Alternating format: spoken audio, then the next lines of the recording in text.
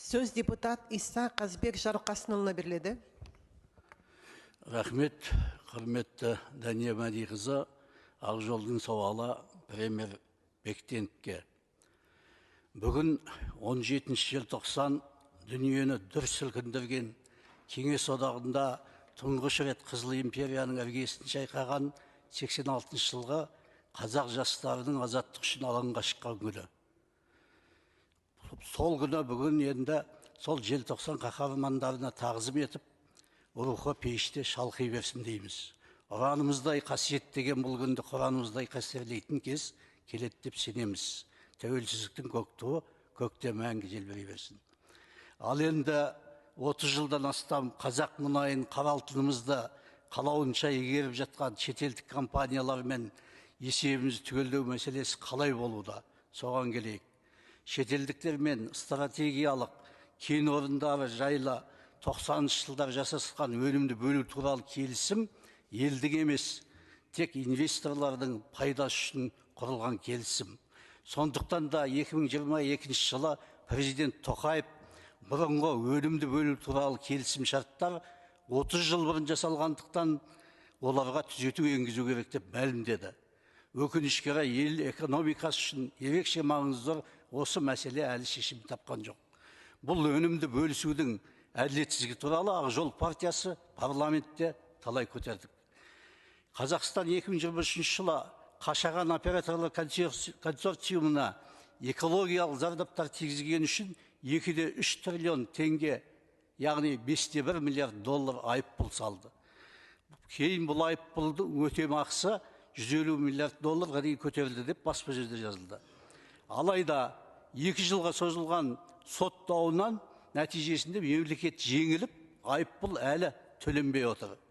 23 жыл мен 25 жылға доллар курсы бойынша теңгенің құнсыздануынан айыппұл енді 1 миллиард долларға жуық азайды.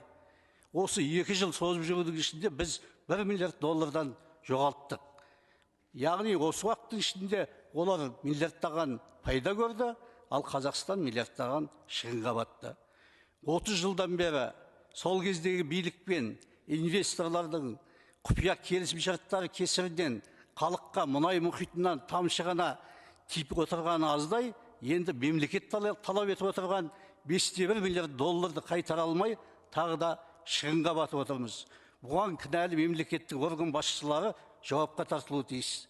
Шетелдік компаниялардың елімізге тигізіп жатқан экологиялық зардаптары және тендер тәртібін бұзып, мердігерлік міндеттемесін орындамай келтірген шығындары үшін төленуі тиіс триллиондар қайда? Неге осы уақытқа дейін төленбей келеді? Бұған кімдер кінәлі? Бұл жағдай ұлттық мүддемізге тікелей зиян келтірумен бірге мемлекеттік органдардың дәрменсіздігін және сот жүйесінің әділетсіздігін айқын көрсетеді. Біріншіден, айыппұлдың теңгемен салынуы шетелдік компанияларға тиімді, ал мемлекет үшін зиянды.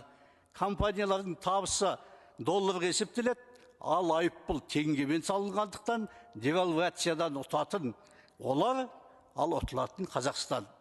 Екіншіден, соттар мен мемлекеттік органдардың созбалаң әрекеттері шетелдік корпорациялардың мүддесіне жұмыс істеп, елдің экономикалық қауіпсіздігіне қатты нұқсан миллиардтаған шығын келтіруде.